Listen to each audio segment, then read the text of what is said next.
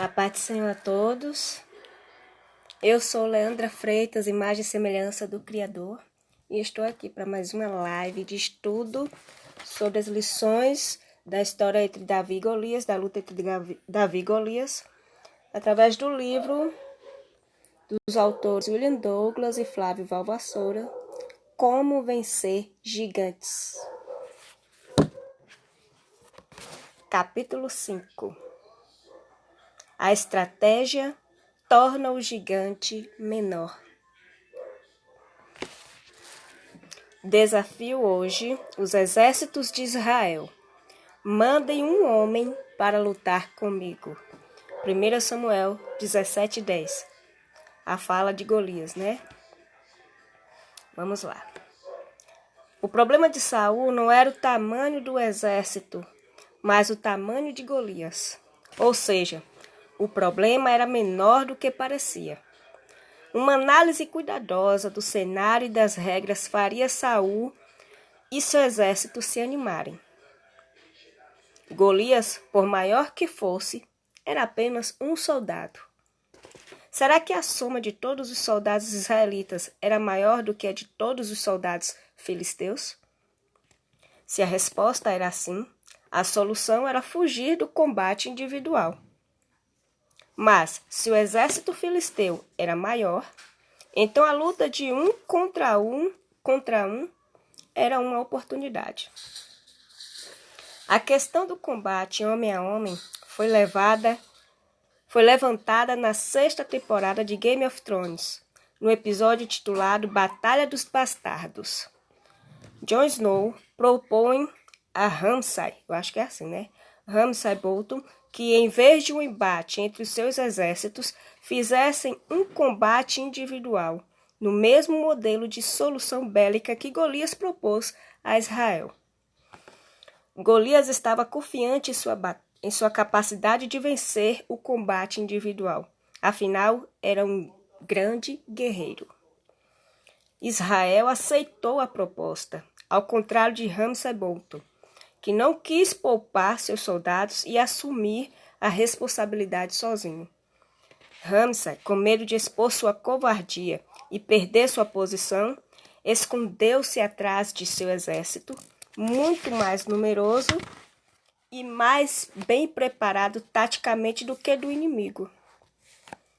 Ramsay tinha sob seu comando 6.000 homens, enquanto seu rival possuía pouco mais de 2.000. Outro dado que Ramsay levou em conta ao recusar a proposta foi a fama de Jon Snow como guerreiro habilidoso. Mas essa decisão não garantiu sua vitória. Apesar de estarem em menor número, Snow e seu exército, como Davi, tinham a motivação correta e estavam convictos de que fariam o que fosse necessário para proteger suas famílias, sua liberdade e combater a tirania de Bolton. E assim, venceram a batalha. Muitos são aqueles que escolhem estratégias erradas ou aceitam que o adversário dê as cartas. É preciso cuidado para não perder a batalha, não por ser mais fraco, mas por não saber escolher uma tática que aproveite suas vantagens competitivas.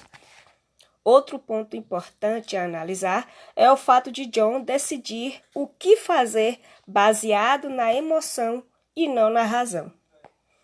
Quem é fã da série pode comparar o comportamento de Jon com o da sua irmã, muito mais racional. Não é possível ir para a guerra sem estudar bem o próprio exército e o exército inimigo, assim como decidir sem reflexão e serenidade. Estratégia ganha guerras. Saul deveria ter reunido seu exército e discutido as possíveis maneiras de derrotar Golias, que era o cerne do seu problema. Presenciamos todos os dias em nosso país os reflexos de vários gigantes.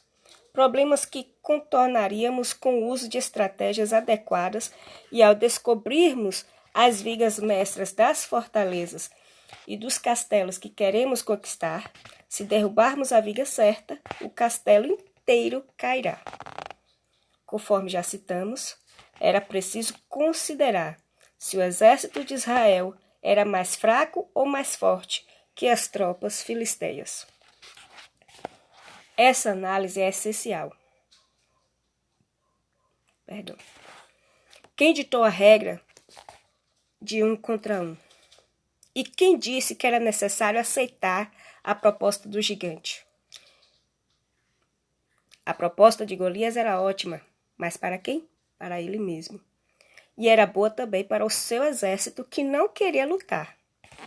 É muito fácil propor um combate homem a homem quando se tem 3 metros de altura. E acredite, a vida diária está cheia de propostas assim. Infelizmente, não faltam exemplos no mundo dos negócios em que muitos só se preocupam com lucros e resultados materiais. Por isso é preciso ter cuidado na hora de escolher parceiros comerciais e ler atentamente a cada contrato que se colocam à nossa frente.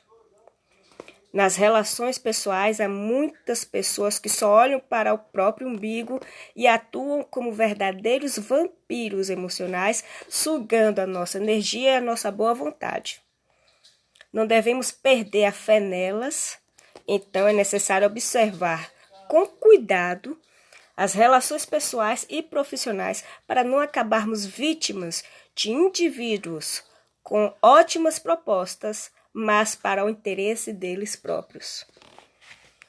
Em muitas ocasiões, quando as condições não são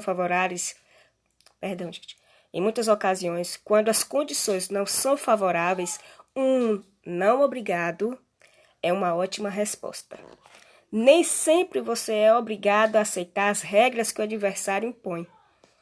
Essa estratégia é capaz de diminuir o gigante, pois você deixa de ser controlado por ele. Imagine um empresário que está sob algum tipo de fiscalização e recebe a proposta de suborno de um servidor corrupto para dar fim ao processo. A paz do Senhor, Instituto Shining. Paz do Senhor. Esta pode ser a forma mais rápida de se livrar do problema, mas, além de comprometer seus princípios, isso é um crime. Uma solução desse tipo pode ter um reflexo negativo a longo prazo, dado que, uma vez sucumbindo à corrupção, o empresário estará condenado a perpetuá-la, quando poderia simplesmente regularizar sua atividade de uma vez por todas, corrigindo eventuais falhas. Sabemos que nem sempre é fácil recusar esse tipo de pressão, mas é necessário. O exemplo inverso seria o do servidor que está em dificuldades financeiras e aceita uma proposta ilegal de algum empresário ou de algum supervisor envolvido em corrupção. Mais uma vez, pode ser difícil dizer não, mas é o que deve ser feito. Estude a sua situação e só aceite uma proposta quando ela for realmente boa para você. Cuidado com aquelas que, como os exemplos anteriores, parecem vantajosas à primeira vista, mas só irão criar problemas maiores depois. Isso se aplica a diversas outras situações, sejam elas de emprego, um novo relacionamento ou a compra de alguma mercadoria. Em suma, analise bem as condições de uma disputa ou de um negócio antes de entrar nele.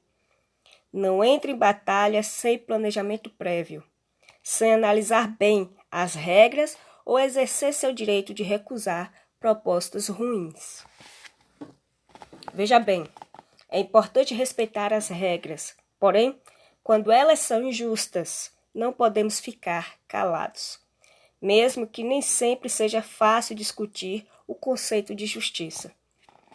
Desenvolva o hábito de avaliar as regras, analisar o cenário e ver qual é o melhor caminho para não se tornar escravo ou refém de alguém ou de alguma coisa. Já falamos sobre escolher o gigante certo, agora então vamos dar um passo além. não é bom enfrentar o gigante certo na hora ou lugar errados. Gigante certo versus hora errada. Um detalhe que muitos esquecem é que definir estratégia também envolve escolher a hora do embate. Não se deve lutar a batalha certa na hora errada. O momento do enfrentamento é um ponto importante. Imagine como é a vida dos trapezistas. Não basta saber saltar, não basta conhecer o outro trapezista, nem confiar nas cordas. Também é importante saber a hora certa de saltar em direção ao outro. Muitos exemplos mostram que existe um momento ideal para entrar em ação. Glória a Deus, né? Devemos ter o cuidado de não criticar alguém ou discutir alguma situação desagradável quando estivermos de cabeça quente, por exemplo. Esperar a raiva passar pode ser essencial para resolver um problema de relacionamento. Lançar um produto ou criar uma empresa é um desafio gigante, mas saber a hora certa para resolver isso, para fazer isso, também é. A sabedoria popular tangencia esse assunto ao dizer que vingança é um prato que se come frio. Na verdade, acrescentamos que vale a pena deixar a vingança a cargo do tempo, pois ela é um prato que não devemos ficar desejando, nem frio, nem quente. Se ele vier, que seja servido pela mão dos outros, não pela nossa. Buscar vingança é um bom exemplo de desperdício de energia, um dos assuntos que iremos tratar logo depois nesse livro. Gigante certo versus arma errada. Finalmente, escolher as armas certas também faz parte da estratégia. Faz parte da busca pelo jeito certo. A sabedoria popular aqui diz, para não usar canhão para matar passarinho, mas também não se mata elefante com a tiradeira. Portanto, escolha bem com quais armas irá lutar. Isso também será falado mais adiante. A paz, Lene, que bom ter você aqui, minha irmã. Fale. As palavras têm poder. Elas são como flechas, nunca as despreze. Se Davi tivesse ficado calado, não teria tido a chance de enfrentar Golias. Mas ele não apenas falou, ele falou as coisas certas, defendendo a ideia de que era capaz de enfrentar adversários fisicamente mais fortes do que ele. Suas palavras foram positivas e animadoras, tanto que Saul imediatamente mandou que o chamassem. Diante do rei, Davi foi assertivo desde o início. Ninguém se preocupe por causa desse filisteu. Seu servo vai lutar contra ele. 1 Samuel 17, verso 32. O uso adequado das palavras é uma estratégia poderosíssima. Elas são capazes de transformar a realidade, podem levar ânimo, conforto, conhecimento, orientação, entusiasmo, podem inclusive mudar a vida das pessoas. Como um ímã, as palavras atraem a carga positiva ou negativa daquilo que falamos ou pensamos.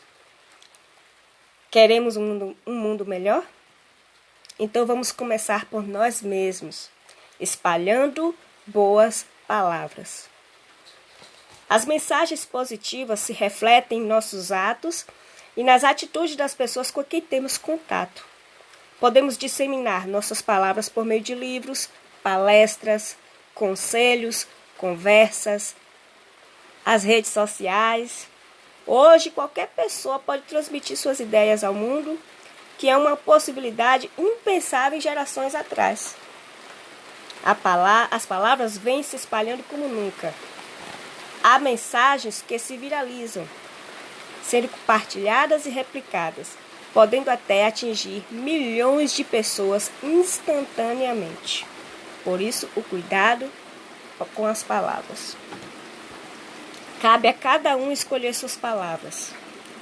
Essa é uma responsabilidade individual, já que as consequências de palavras mal empregadas se voltam principalmente contra aquele que as proferiu. Cada um decide a qualidade das mensagens que deseja emitir. Notícias ruins ou boas, desânimo ou esperança, descrédito ou confiança, ódio ou amor, violência ou paz. Davi deixou de lado as palavras raivosas que o irmão jogava sobre ele e preferiu disseminar a esperança, candidatando-se a enfrentar e vencer Golias. Isso mudou a história de seu povo. Não se pode também desprezar o poder do silêncio, expresso na história bíblica no momento em que Davi não perdeu tempo falando com Eliabe. Calar também pode ser útil. Como disse Fernando Pessoa, existe no silêncio uma tão profunda sabedoria que às vezes ele se transforma na mais perfeita resposta. Infelizmente, não existe uma fórmula pronta ou uma receita que nos mostre a hora de falar e a hora de calar. O que precisamos ter em mente é que cada situação que vivermos irá demandar uma reflexão sobre se devemos fazer uma coisa ou outra. De modo geral, podemos dizer que nossos atos e resultados, positivos ou negativos, falam mais alto do que a nossa voz. Devemos falar apenas após refletir e, de preferência, com educação. Pedir desculpas sinceras ou buscar pacificação é uma ótima atitude. Professora Lene Nogueira, paz do Senhor, que honra ter você aqui. Reclamar ou argumentar com quem não se pode resolver o problema é um desperdício de energia. Calar é uma ótima atitude quando estamos muito exaltados, quando nossas palavras podem provocar mágoas, quando o que dissermos pode ser usado contra nós ou quando podemos nos arrepender depois. Eu também, Lene, eu preciso aprender a calar minha boca, ó. Passar uma cola super bond aqui, que é para poder agir com sabedoria, né? Principalmente quando a raiva bate. Por isso que eu amei esse livro, porque são lições para mim mesma. Então, finalizo aqui. Atire a pedra. Escolha os gigantes que vale a pena enfrentar e vá à luta contra eles. Às vezes, a batalha não compensa, mas não há como evitá-la. Então lute, levante-se. Primeiro recolha informações sobre o combate, só depois escolha a melhor estratégia. Lute a batalha certa na hora certa. Aprenda a hora de falar e aprenda a hora de calar, para que não venha sofrer as consequências ruins de suas palavras. E assim, o capítulo 5 se encerra e a lição dele são essas, né? Devemos saber quais são os gigantes, estudar o nosso inimigo, né? As nossas batalhas, quais estratégias nós devemos organizar, né? Estudar como vai ser feito, o tempo certo, né? O tempo exato.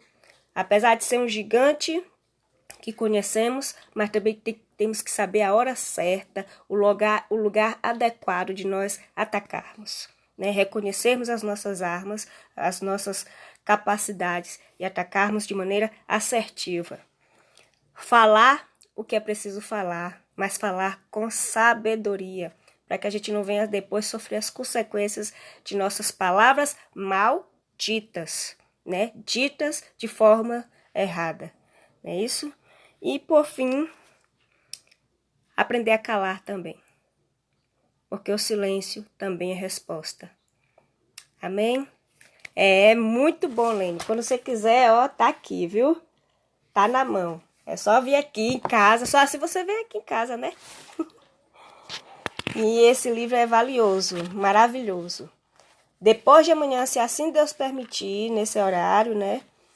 a gente vai para a live número 6 sobre esse livro fantástico. Quem me deu ele, Lene, foi Ana Moraes. Ela me disse que eu ia gostar muito e realmente ela acertou. Amei. Lições valiosíssimas e principalmente lições alicerçadas na palavra de Deus, que é a nossa rocha. Amém? Eu agradeço mais uma vez por essa oportunidade. Em nome de Jesus, eu abençoo a todos vocês que estão aqui presentes. Lene, a outra professora Lene, também agradeço, né? O Instituto Shine, que também entrou aqui, muito obrigada.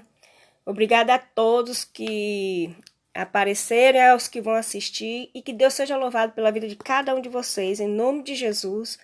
E que essa palavra ela seja replicada para que gere valor na vida de todos aqueles que vão assistir, em nome de Jesus.